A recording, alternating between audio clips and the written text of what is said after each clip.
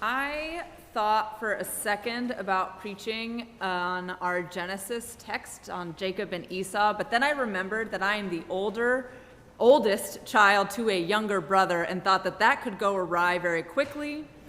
So I thought better of it. And I am intrigued by this parable that we have before us today. Again, as an example of my excellent decision making, I probably should not have used the summer that marked the height of COVID and our national political unrest to choose to read Octavia Butler's dystopian novel, The Parable of the Sower. But I have a reputation of ill-advised adventures to protect. So this book was published 30 years ago, and it tells an eerily prescient story of a United States torn apart by climate change, growing inequality, and corrupt, fanatical leaders that weaponize religion. It is also the story about the journey for well-being and community and new life in the midst of such things. So in the parable of the sower, in Octavia Butler's story, the main character goes through a number of twists and turns while bearing an extreme version of empathy. She is born with the ability to literally, physically feel other people's pain and pleasure and joy. And there's plenty of all of those things to go around in that landscape. This is what makes her most vulnerable in her humanity, and also the most impactful and capable in her reflection and her extension of divinity. And so it suggests that perhaps fragile and holy are not mutually exclusive, but perhaps even intertwined. What surrounds us often feels like a mess of briars and scorched earth, and predators with few and far between the good, nourishing things. Headlines and circumstances, conflicts and despair seem to fill our horizon. Where is this soft patch of ground? I wonder, perhaps they are one and the same. Perhaps our narrow and naked eye strains to see that the same heavy clay gumbo soil of the bayou where we live, that hardens and cracks in the heat of summer and make all of our doors a little bit wonky, is also the rich land of black gold in other seasons.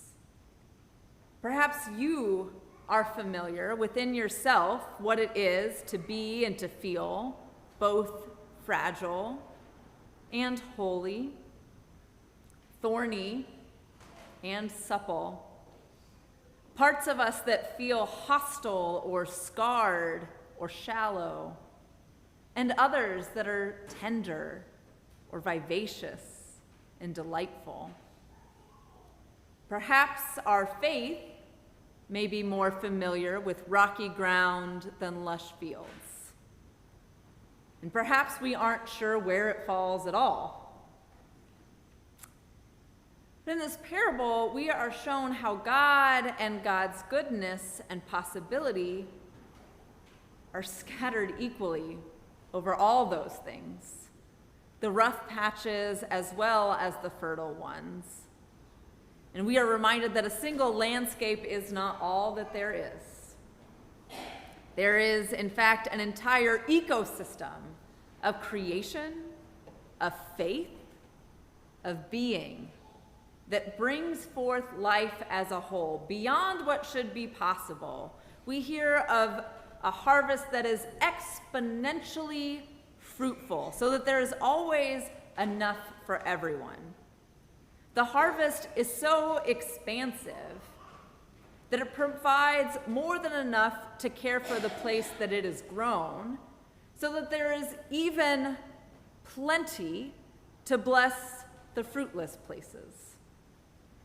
And as it was at the beginning, God invites us to be a part of this reckless and irresponsible style of farming, to tend and to keep with a spirit of abundance. One of the things that has been formative to my own understanding of call and of creation is reading Michael Pollan's work in sustainable agriculture and restorative ecology. My family has been simple homestead farmers for generations, and so even as a city dweller, I appreciate a good farming parable and the practical and profound meaning that Pollan offers in this lesson. He claims that the true work of a farmer is not the care of crop or cattle, but the soil. And it's easy to get caught up in the things that are sweet and green and fluffy and beautiful and give them the majority of our energy and praise, but it is the richness of soil that is amended and turned, allowed to rest, and cultivated over time that makes a thriving garden. This is the foundation that will foster growth, not for glory, but profound goodness, as that of a full and satisfied belly. These parables give us shared stories to expand our holy imagination and remind us of the promises that ground us. And so we are reminded that dirt is both fragile and holy, resilient, ordinary, and transcendent. We are reminded that this is a place of richly diverse ecology, peoples, languages, traditions, signs of the dark richness dwelling. You stand, or currently sit, whichever, on holy ground. I wonder, what is God growing here? How will we tend to it? How will we tend to it together? I suspect that it will mean that we must risk vulnerability at times, bear the discomfort of change, and together imagine wildly hopeful possibilities in the name of Christ.